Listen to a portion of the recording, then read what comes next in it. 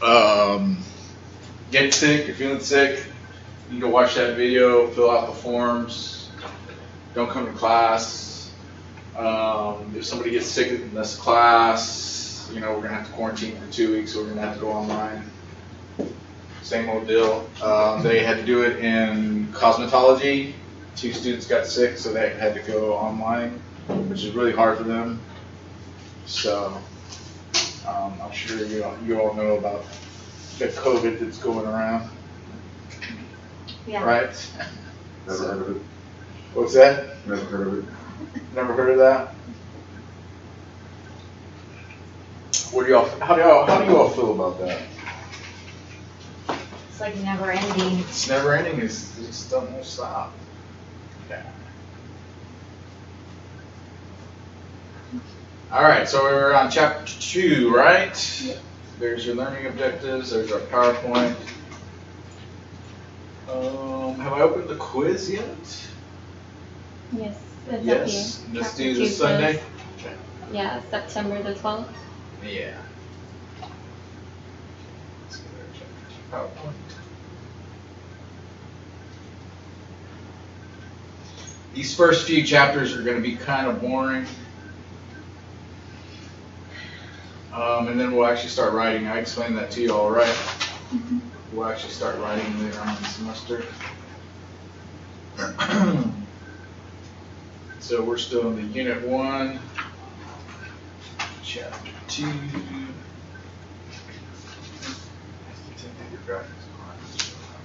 All right. Let's see if this works. I hope you can hear me. I'm not talking to y'all. I'm talking to this one.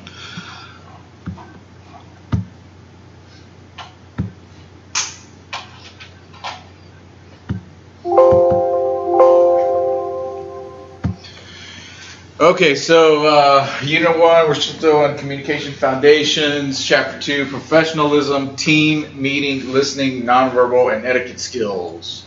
So we're going over some communication skills, understand the importance of teamwork in today's digital era workplace, and explain how you can contribute positively to team performance. That's our outcome. So adding value to professional teams. What do digital age employers want? What do y'all think they want? Digital age employers, which is today's age, the digital age. Definitely communication. Communication skills is probably one of the top ones, both oral and written skills. Does that make sense? Can y'all see why? So they want education experience, hard skills, which are your actual technical expertise in your field, and then your soft skills, your communication and interpersonal abilities. There's a big emphasis on those communication skills right now, both oral and writing. Reality check. Tech skills are not enough, so knowledge workers need soft skills. So even knowledge workers who have tech skills, they need soft skills, and they need communication skills. Oral, written communication skills, like I said, active listening. What's active listening? Have I told y'all that I lose you after 45 minutes? Have I told y'all that? Okay. So I try to keep your attention. You need to try to actively listen. I think I heard a statistic when I was in school that only 25% of people in the class are actively listening to you. That's probably because the material gets boring. Or the professor's boring. I don't know. Y'all tell me. I don't know. Proper business etiquette. Do y'all have y'all done like etiquette lunches? That's probably a thing of the past where you put your fork and your spoon. I know they were doing it off and on for out of class. Some of my business professors would tell me about it when it popped up. I don't know if that's a big thing anymore. But proper business etiquette, yes sir, yes ma'am. I always try to say stuff like that. Of course, you got to be careful who you call that stuff today, because things are kind of changing. Appropriate non-verbal behavior. What does that mean? Think about it. If you're in a meeting, if you're slouching, you're sitting down, you're slouching, and you have your arms folded, does that look good?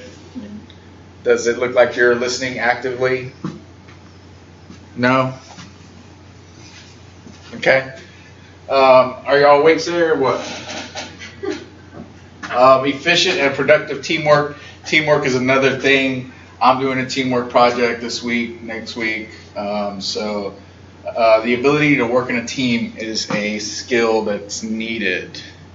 So why do we form teams? To make better decisions. Do you all agree that teams make better decisions? What is it? Two minds are better than one. Is the old saying. Increase productivity. Improve employee morale. Why would teams improve employee morale? Somebody's down, you can like help them out. Okay, so you have help, right? You have somebody who's in the same position as you. Faster response, less resistance to change, and greater buy-in, reduced risks. So that's why we form teams. Has anybody done any virtual teams in class or anything? Yeah. Yeah? Mm-hmm. How did it go? It went pretty well and Yeah? everything. It's like where you coordinate and everything. Yeah. One of them, I think we did it on through Facebook meeting, because a lot of us had Facebook. But then there's different actual virtual teams. Like Yeah, there's all kinds of Duo stuff and you can do. Zoom and Microsoft Teams. Y'all have Microsoft Teams through your Delmar email. So, virtual teams collaborate with coworkers in other cities and other countries. I imagine we would probably do other cities. I don't know about other countries. I'm sure we have students that are in San Antonio and stuff like that. Coordinate tasks across time and geographic zones. I did this when I was in going for my master's and my bachelor's. I had classmates from all over the United States. Accomplish shared tasks without face-to-face contact. Why is that important right now? Because of COVID. Because of COVID, yeah. We can't, we need to social distance and all that stuff, wear a mask. And it's more convenient, really. Participate and collaborate locally, and then pool expertise from various diverse contributors, okay? So those are all benefits of a virtual team. The 4 phases of team development. You have the forming stage, which is where we actually select members, become acquainted, build trust, and then form a collaborative culture. Then the storming stage, which is where we have what? Start to have some problems. Y'all gone through this in your teams? Identify problems, collect and share information, establish decision criteria, and then prioritize goals.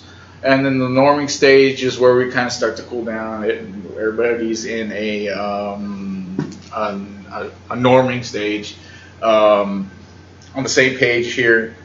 Discuss alternatives, evaluate outcomes, apply criteria, prioritize alternatives, and then performing select alternatives. Analyze the effects, implement the plan, and then manage the project. So those are your 4 stages of team development. Does that make sense? Yeah?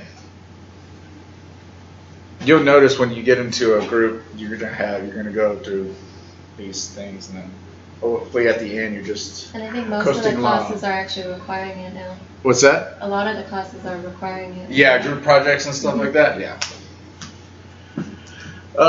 It's always kind of been a part of college. Well, since I've been in. Positive team behavior, setting rules and abiding by them.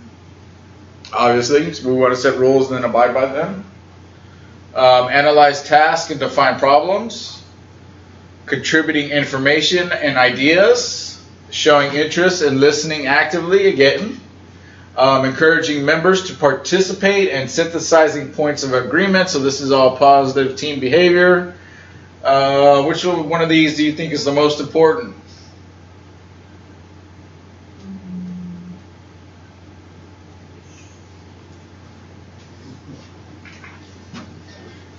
Anybody? Nothing? Encouraging members to participate. Yeah, I would want all the members to participate, set rules and abide by them. Maybe you want a rule where where everybody participates in every meeting. The second one, analyzing tasks. Analyzing tasks, defining problems. So they're all pretty important depending on your team. I'm on a team right now where we need members to participate. We need everybody to participate. Because they just come, show up, eat lunch, and then go, vote, and then go, don't say anything. So that's a person that is not contributing. Contributing information, ideas. So these are all kind of important. I think setting rules and abiding by them is probably where you want to start. Okay? Negative team behavior, blocking the ideas of others. That always happens. Insulting and criticizing others. That's never good. Wasting the group's time. How do we waste the group's time? By getting off topic. By getting off topic. That's a good one. Anything else? Not being punctual, being late. These are wasting the group's time. Making improper jokes and comments. Want to always maintain that professionalism. Failing to stay on task. And then withdrawing, failing to participate. Of course, that's failing to participate is a big one. Are your team members going to like you if you fail to participate? Pull your own weight? Mm-hmm. In any team? Probably not. The receiver drops a pass and hits him right in the chest. You're like, you're sitting on the couch. Yeah. Combating groupthink. Striving for diversity in age. So this is how we combat groupthink. So we want diversity in age, gender, experience, and training. Encourage an open discussion and then search for relevant information. Evaluate many alternatives. Consider how a decision will be implemented and then search for relative information. So these are all ways that we battle groupthink, okay? Why do we want diversity in teams? You can create new ideas that way. Okay, you want a different perspective, right? Mm-hmm. People come from different backgrounds, different ages, different genders, different experience and training. So we have different perspectives on things. You have new ideas. These are all good things. And then open discussion. We want people to be comfortable openly discussing their ideas, right? Does that sound good? Yeah. And then, of course, we always want relative information. Reaching group decisions, the majority, consensus, and the minority. Averaging, authority rule with discussion. Usually we go with majority, right? Look at that. I got a little laser pointer there. Usually you want a majority when you reach a decision. No? So that shows that we're all on the same page at least. You can do it by consensus. Averaging, I don't know. I think majority consensus is probably the best way to make a decision in a team. Every other way seems to not be, everybody's not on the same page. So defining successful teams. Successful teams stay small and embrace diversity. They agree. What do y'all think about stay small? That number there. What number is staying small? About 4. About 4, 3 to 4. 5, maybe 10. Maybe. Is there a limit, do y'all think? 25. 25? Ooh, that's a big group. Woo! Yeah, I think about maybe 6 to 10, depending on what you're doing, right? 25 is a lot. It's a lot of Yeah, people to that's take just care what the of. book says. That's what the book says, 25? 2 to 25. That must members. be 2 to 25, so that's a big range, Yeah, right? it does say there in the book. Yeah, I would say maybe for like a student group project, I would say maybe 4 to 5 at the most. Yeah, it says 4 Maybe to 5 6. is an optimum number. Yeah. Good, I'm glad you pointed that out. Agree on purpose and procedures. I guess, again, we went back to the rules, setting rules and abide by them. Confront conflict. Have any of y'all experienced conflict in a group? Sure you have. You want to stay out of that? Stay away from that? You all seem like pretty chill people. Really, I can't even get y'all to talk to me.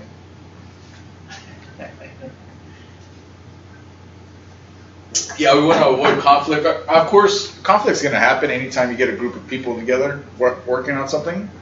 I think the smaller Right. the group, that Especially if you have, smaller the group. Especially if you have somebody who's set in their ways and won't change. Yeah, you're going to have some conflict. But that's okay. I mean, that's normal. Communicate effectively. Collaborate rather than compete. If you're competing against somebody, who knows what they'll do or what you'll do if you're competing. You're butt heads. What's that? You're butt heads. Yeah, you're going to butt heads. Accept ethical responsibilities and then share leadership. That's not always an easy thing to do, sharing leadership. Oops. 6 steps for dealing with conflict. Listen to understand the problem. So again, we're going back to active listening. Understand other points of view, so be tolerable of other people, be tolerable of their points of view. 3, show you care about the relationship. 4, look for common ground. 5, invent new problem-solving options. And number 6, reach an agreement based on what is fair. Does this seem to be like a good way to deal with conflict? We're going to listen, we're going to understand, we're going to show you care, you're going to look for common ground, you're going to invent a new problem-solving options, which we're going to come up with new solutions, and then we're going to reach an agreement on what is fair. I mean, that sounds basically how you resolve a conflict now. Yeah. Except we just don't think of it that way, right? We just kind of do it that way, right? Learning outcome number 2, discuss effective practices and technologies for planning and participating in face-to-face meetings and virtual meetings. So planning and participating in face-to-face and virtual meetings are disliked. Would y'all agree with that statement? Do y'all like long meetings? I don't. Anything over an hour is kind of overkill for me. I'm not retaining information at that point. 3 hours, no. I'm not going to retain anything because at an hour I want to get out of there. You know what I mean? I'm the kind of person who likes to take things a small bit at a time. I don't like a lot of information all at once. So meetings are disliked, but they can be career critical. Judgments are formed and careers are made or blunted. Again, you're always networking. Meetings are opportunities to demonstrate leadership, communication, and problem-solving skills. So this can be it can be an opportunity to advance your career, participating in meetings, display your skills. Planning a productive meeting. Meet only when the topic demands a rich medium because it is important and requires an exchange of ideas. Example, group project for your class. You probably want to meet, right? Invite the right people. Use a digital calendar for scheduling. Does anybody use a digital calendar for anything? I use my Outlook for pretty much everything. That way I know what I got. That way I'm not at the night before, I'm not thinking, man, what do I have to do tomorrow? You can just go on there and look and say, I got a dentist appointment, I got to call this person, blah, blah, blah. You know what I mean? Just little reminders so I'm not stressing the next day or stressing that night. And y'all have access to that on your Outlook. You have the calendar on your email, Delmar email. Distribute an agenda. That's very important for a meeting. That way you can stay on topic and you can just kind of go from, down the list, right? of what we want to get done, what we want to tackle. And then train participants on technology. I'm sure y'all have gotten a crash course on all kinds of things like we were talking about, Zoom and Teams and Facebook. There's all kinds of apps where you can meet virtually. Running the meeting. Start on time and introduce the agenda. So this is like official meetings, okay? Appoint a secretary and a recorder. What does this person do? They actually sit there and write the minutes and There you go. certain topics. Right, they write the minutes for the next meeting. And usually when you have a formal team, you need those meetings to be approved at the minutes to be approved at the next meeting. So at the next meeting, everybody in the meeting will look over the minutes from last meeting and then approve them. You'll take a vote on it. Okay? Encourage participation. Confront conflict. Frankly, we just want to get it out there, right? You don't want to hold it in. This is where stress comes in and then you die of a heart attack. It causes cancer, stress. If we're holding in conflict, not cool. Summarize along the way. So that's, again, active listening, giving feedback, right? Showing people that you're listening. Does that make sense? Ending the meeting and following up. Review the meeting decisions. Distribute the minutes of the meeting. And then remind people of action items, things we need to take care of before the next meeting or after the meeting, whatever. So how to be a productive participant. Arrive early and come prepared. Y'all do a pretty good job of that, of coming early and coming prepared. I always try to come early, come prepared to class. Well, I always do. I always know what I'm going to talk about. I'm recording my lecture now. Have a positive attitude. That's always a good thing, right? We don't want to have a negative attitude. You come in here with a negative attitude. Negative attitudes are infectious, aren't they? Yes. They can be. Positive attitudes can be too. Contribute respectfully. Wait for others to finish. That's very important. I used to be the type that would try to cut you off or something. I had to restrain myself. Right. Go ahead. Keep your voice calm and pleasant yet energetic. Does that make sense? That kind of takes a little practice. Give credit to others. This is big with me. Give credit where credit is due. Okay? You don't want to be taking credit for other people's ideas or decisions. Why do you not want to do that? It's not fair to the other guy. What's that? It's not fair to the other guy. It's not fair, right? It's not fair to the other guy. And that causes conflict. It's going to cause some conflict, right? We want to avoid conflict. Use electronic devices only for meeting-related tasks. So you don't want to be on your phone while you're on a meeting, on your Facebook or whatever, right? Use your phone for meeting-related tasks. Help summarize. Express your views in the meeting, not later. That's very important. And then follow up by completing assigned tasks. Right? Okay. Virtual meetings, audio conferencing. Simple and effective. Doing an audio conference. So this is just no video, just an audio conference. Right? I do that all the time in my office. Just like close the door and I put you on speaker if I want to talk to you.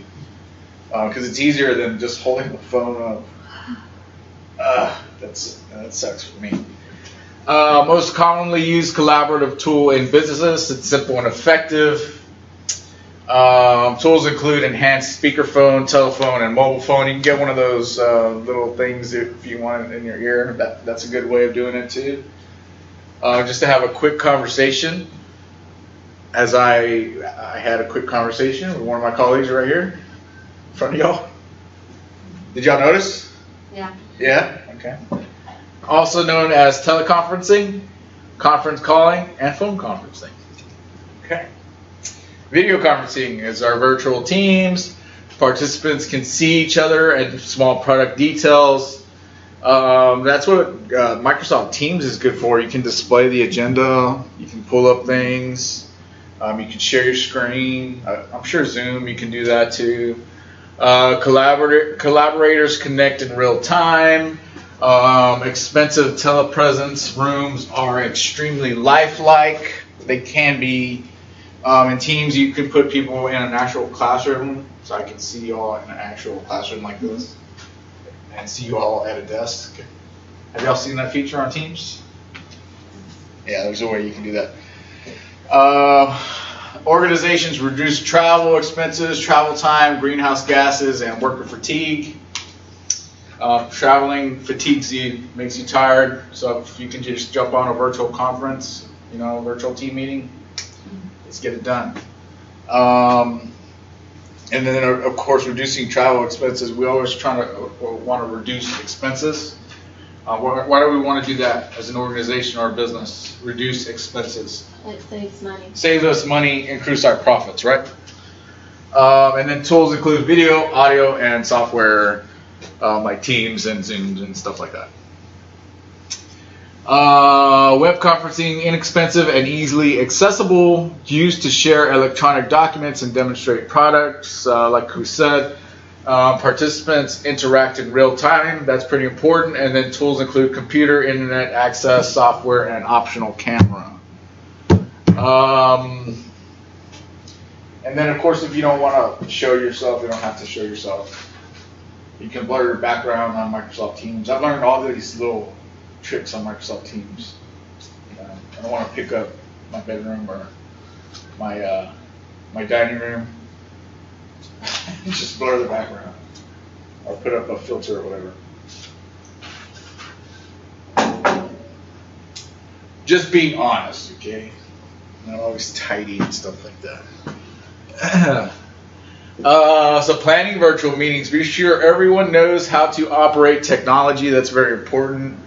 I talk a lot about Microsoft Teams because that's what I use the most, and I think it's the easiest one to use, especially if you have access.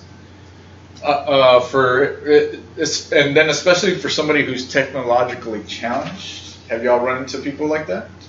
Yes. Are you like that? Anybody? It's nothing to be embarrassed about. You'll learn. Yeah, I don't really know how to work a computer. You don't really know how to work a computer?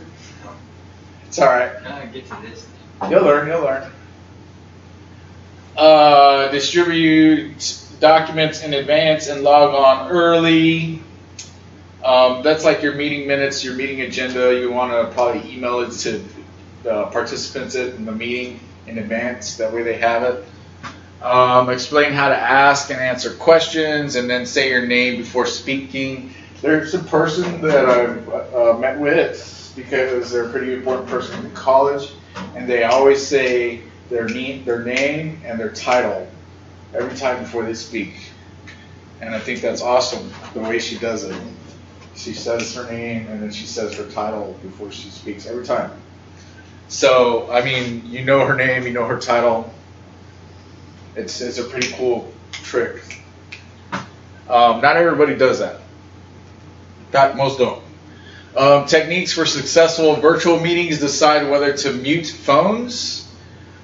You might want to mute your members or to tell everybody to mute their microphones, so that way you're not getting weird noises, weird background noises. Kids running around or a lawnmower is going off in the background or something like that. Construction happening. Pay attention, don't multitask. Ask questions of specific people and use a strong voice. And then give everyone a chance to speak with round robin. Y'all know what round robin is? I'm just going to go around the room and see if you want to say something. Part of the reason we did the introductions the first day is so that we're meeting. If you're in a meeting, you're probably going to be asked to introduce yourself at the very least, say your name and title. So y'all need to get used to that if you're going to be doing meetings. Just introducing yourself. And for a lot of people, it's kind of hard to do. Just introduce yourself. If you're selling your business, you introduce yourself, give a little quick pitch. That's something you want to practice. Learning outcome number 3, explain and apply active listening techniques. So it's a career critical soft skill. Why is listening so important? Active listening.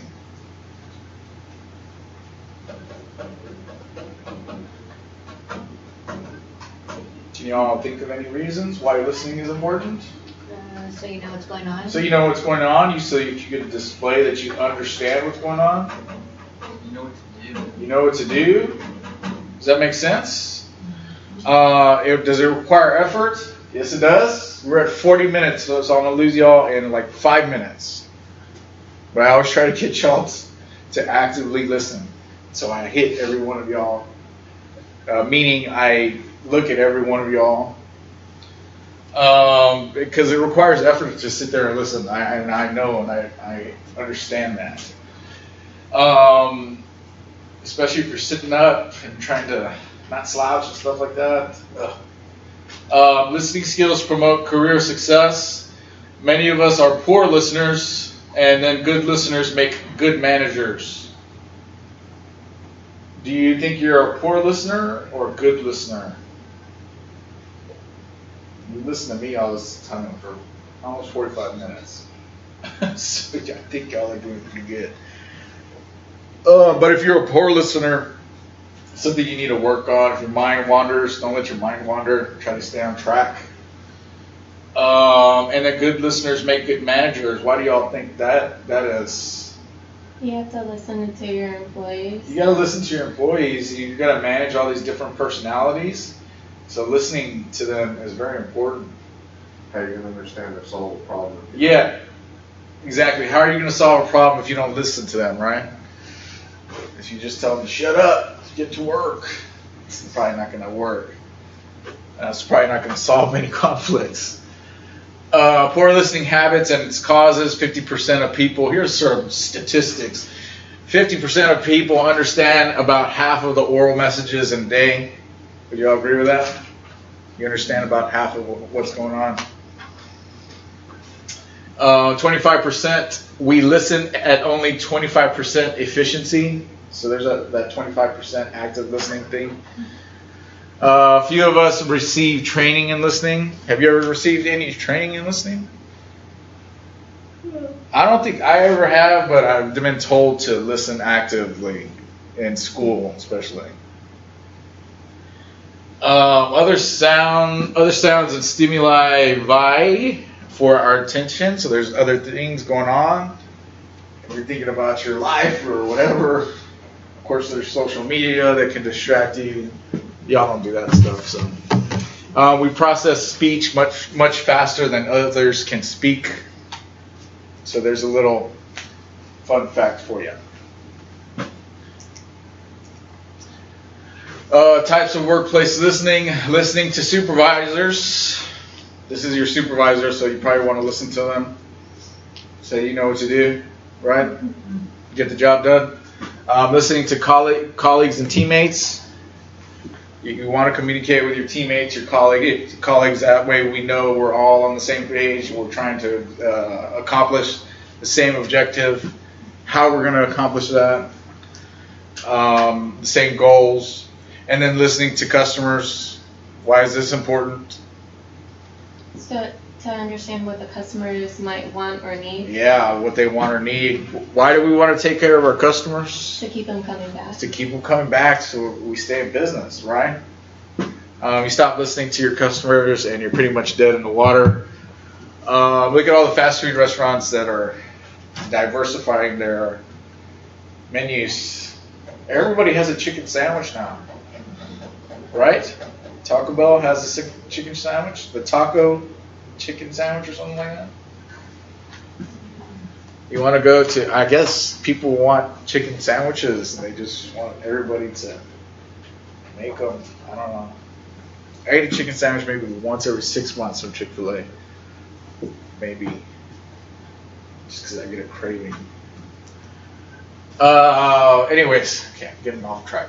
10 keys to building powerful listening skills. Here's our first 5. Control external and internal distractions, okay? So don't let your mind wander. That's one of the reasons I like to come and lecture, because I can take my mind off of other things that I have on my mind. All right, and it's all pretty much work related. Yeah. Become actively involved. Separate facts from opinions. Identify important facts, and then avoid interrupting. Ask clarifying questions. This can also show that you're listening and that you understand if you ask questions. It can also display that you're a thinker and you kind of want to know why. Paraphrase to increase understanding. Capitalize on lag time. Take notes to ensure retention. And then be aware of gender differences. That's kind of it's kind of getting muddy there. I say yes sir, yes ma'am, and some people don't nowadays. I don't know. I don't know what to say there. I don't have an answer. If I call you yes sir, yes ma'am, or something like that, please don't get offended. Okay, but I don't mean anything by it. And then take notes to ensure retention. That's always a good way to ensure that you're listening, staying on task, take your notes and stuff like that. Okay? However you do it, writing it down or typing it up or whatever on your tablet or whatever. 10 minutes about listening. Listening is a matter of intelligence. Do y'all think it's a matter of intelligence that you're a good listener? No. No. It's a skill. Careful listening is a learned behavior. It's a skill. It's a skill that you develop. Okay? 2, speaking is more important than listening in the communication process. If you're dealing with your significant other, they probably want you to listen rather than to talk. All right? So speaking and listening are equally important. Number 3, listening is easy and what requires little energy. Now, that's why I try to keep y'all's attention, try to keep y'all laughing and stuff like that. Because it's not easy and it does require energy. Active listeners undergo the same physiological changes as a person jogging. So, what are we in? 50 minutes? 45 minutes, and I'm kind of... I'm not listening. See? Here we go. I got her. She's already tired. That's it. It's like you jogged a mile. I start to get winded at about this time. Just talking, so I can imagine listening wipes you out. Listening and hearing are the same process. Is that the truth? No. What is that? Have y'all seen White Men Can't Jump? I probably should even refer to that movie. He says, what does he say? He tells her, oh, you could hear Jimmy, but you can't listen to Jimmy. Something like that. Jimi Hendrix. Anyways, listening is a conscious, selective process where hearing is an involuntary act. So what's the difference between listening and hearing? I hear you. I'm listening to you. If you hear it, it just sounds like noise. It's just noise, right? I hear you. I hear you. It kind of sounds rude too. Like I hear you. You hear your child screaming. I can block that out like that.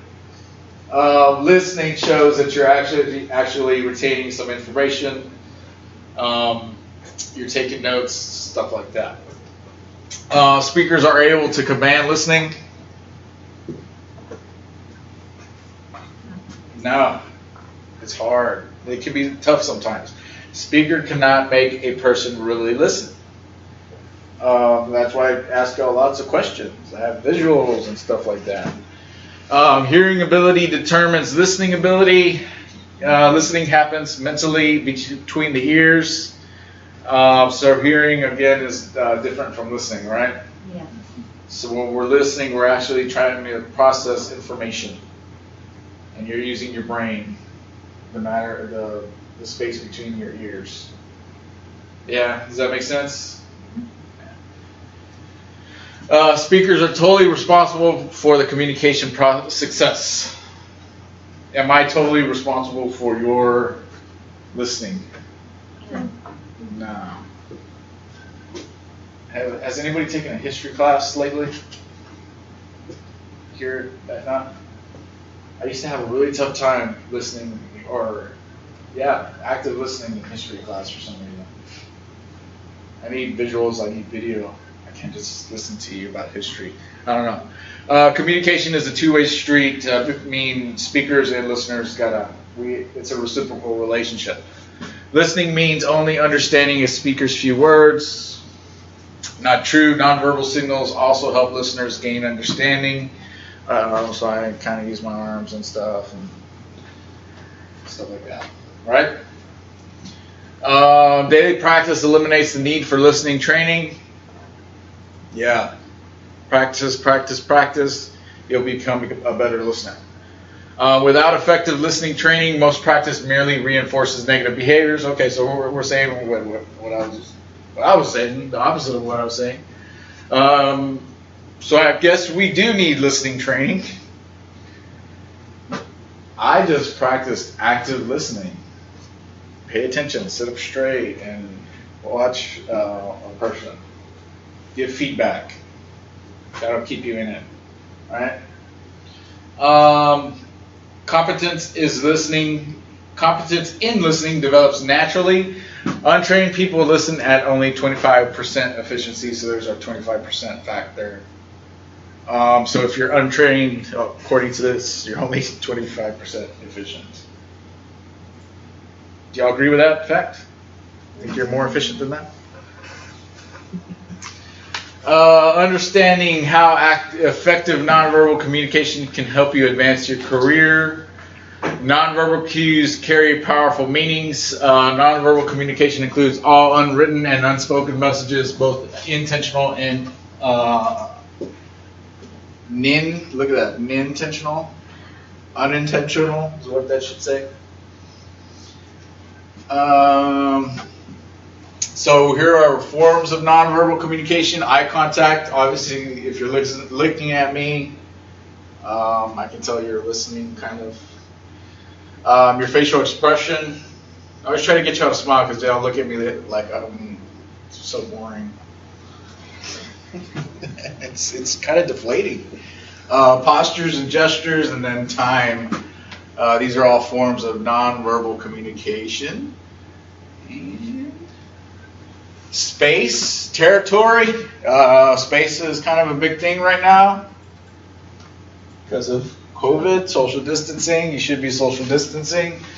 Territory, you want your own space. Appearance of business documents, it's always very important. I come from the legal field, so appearance of documents is very important to me. And then personal appearance, you want to, look professional or whatever. We're starting to get really lax on personal appearance. I'm really lax. I don't wear a tie or anything. I try to avoid wearing my blazer because it's so hot. I cannot stand it. So why even bring it? Showing professionalism when communicating, establish and maintain eye contact, use posture to show interest, reduce or eliminate physical barriers, improve your decoding skills, and probe for more information. We're just kind of reiterating things. Interpret nonverbal meanings and context. Can you always tell what a person's thinking? Me, I don't believe that. I don't think you can just tell what a person's thinking just by looking at them and their facial expressions and stuff like that. Maybe in some people, but in most, I don't think that's the case. Associate with people from diverse cultures. Appreciate the power of appearance. Observe yourself on video. Have you all ever seen yourself on video? I hate it. Yeah. I hate doing recorded lectures. Not like this. This is easy. Because I have an audience. If you don't have an audience, it's kind of weird watching yourself go through a PowerPoint presentation and laughing at your own jokes. I'm glad I got somebody to laugh there. Observe yourself on video. So, and this friends and family, that's kind of awkward too. My niece wanted to do a speech in front of us, like me and my mom and my stepdad. And I was like, no, do it with your classmates because it's going to be kind of weird. She already said she couldn't have her husband there because she would laugh. You know, I mean, it's kind of weird. If I had a family member here, it would be kind of weird for me because this is like Mr. Sanchez mode. It's not like Greg mode or Uncle Greg mode. You know what I mean? So it's a different thing. I've heard comedians say they can't perform in front of like their mother. Yeah. Yeah. Yeah. So, and improve your competitive advantage by developing professionalism and business etiquette skills. Where are we on this PowerPoint, y'all? Can anybody tell me? 45? So we're almost done. Okay. Good manners and a business-like professional demeanor are among the top soft skills that employers seek in job candidates. So your actual dress, your actual communication, these are soft skills. Projecting and maintaining a professional image can make a real difference in helping you obtain and keep the job of your dreams. That makes sense? Unprofessional uptalk. Like used as a filler. If you say like a lot, that's one you want to avoid. I say a lot. But like is it's like distracting to me. So, anyways, go for said. I don't even know what that means. Slang and profanity. Of course, we always want to avoid profanity, okay? Unless it's with somebody that you trust, or you're venting or something with somebody that you trust. But in like a group meeting, you don't want to be dropping F-bombs and stuff like that. Poor grammar, that's another thing. Hopefully you're learning that in English. That's where you should be learning that skill. Business English, English class, English 1301. Your remedial Englishes, whatever it is. Your spell check, that's a good one to use. And then professional, recognizing that your credibility can be seriously damaged by sounding uneducated, crude, or adolescent. Okay, so all of these things right here on the right, on the left for y'all, can damage your career. Okay. Emails, unprofessional, incomplete sentences. That would bother me. Yeah. Misspelled words, again, use that spell checker. Most email systems have a spell checker, the underline in red, right? Exclamation points. I always like to use exclamation points.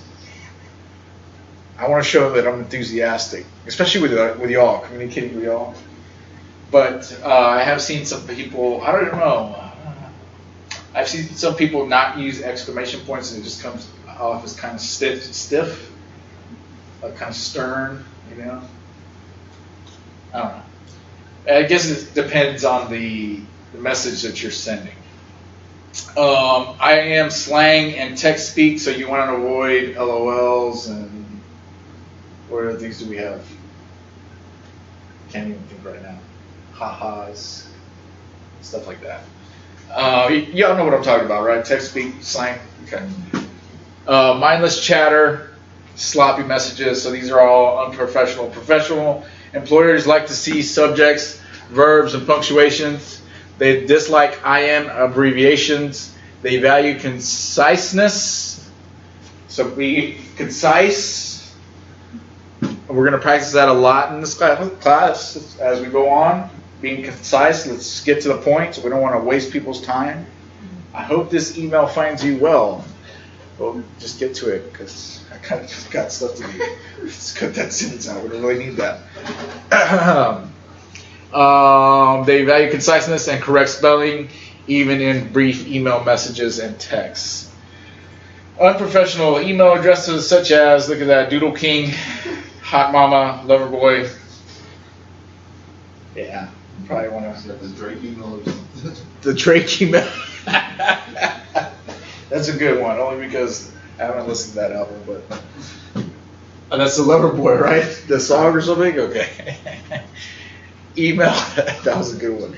Email addresses should include a name or a positive business-like expression. They should not sound cute or like a chat room nickname. I just use G Sanchez and then a number. That's probably my advice to you. Use your name and then a number. That's the easiest way, okay? That makes sense? You don't want lover boy or hot mama, doodle king. I saw one time. It was religious zealot something. Okay, that's kind of weird. Unprofessional, projecting professionalism, voicemail, an outgoing message with strident background music, weird sounds, or a joke message. You don't want to leave jokes on the voicemail. You want to an outgoing message that states your name or phone number. That's probably the first thing you want to say. My name is blah. My number's blah. Okay, and then provide instructions for leaving a message. That's for your voicemail. I was just thinking about leaving a message. When you leave a message, you want to state your name, your phone number, and the reason you're calling. Does that make sense? Maybe a little brief explanation. Again, you want to be concise, okay? You don't want to waste somebody's time. Can't say, I'm not saying you can't say, I hope you're doing well and stuff like that, but, you know, we can kind of cut stuff out like that. Telephone presence, unprofessional, soap operas, thunderous music, or TV football game playing noisily in the background when you answer the phone. So turn your TV down, your music down before you answer the phone. Professional, a quiet background when you answer the telephone, especially if you are expecting a prospective employer's call. Cell phones, tablets, texting, unprofessional, using electronics during business meetings for unrelated purposes. I think we went over that before, or during conversations with fellow employees. Raising your voice, sell, yell, I guess that's all caps. Forcing others to overhear your calls. Y'all kind of overheard my call there, but kind of needed to talk to her. Sorry. Professional, turning off phones and message notifications, both audible and vibrate during meetings, and then using your smart devices only for meeting-related purposes. So that's professional. Texting, same thing. Sending and receiving text messages during meetings, allowing texting to interrupt face-to-face conversations, or texting when driving. It's pretty dangerous, right? Texting while driving. Have you ever texted while you're driving and you're like, oh? You look up and you're like, oh no. Should have done. Professional, sending appropriate business text messages only when necessary. Perhaps when a cell phone call would disturb others. And then gaining an etiquette edge. Be polite. Express sincere appreciation and praise. These are all things that we were going over before. Respect coworkers' space. A lot of my coworkers, they come in the door and they won't enter your office unless you tell them, hey, sit down. Be selective in sharing personal information, and then don't put people down. Of course, we don't want to do that stuff. Rise above others' rudeness. So kill them with kindness. Okay? You ever run across that person in the morning who just doesn't say good morning? Yeah. Keep saying good morning to them. And if you learn their name, say good morning, whatever, until you break them down. And then they say good morning back. Choose the high road in conflict. Be considerate when sharing space and equipment, and then disagree agreeably. And I think we're at the end, right? Yeah. So that's how you gain an edge in etiquette. Basically, be nice. Be respectful. Does that make sense? Yep. Okay, cool. Anything else? Do y'all have anything else to add? Round robin? Are we all good with books? Y'all okay? Okay. Your chapter 2 quiz is due on Sunday, right? I'm going to stop this recording.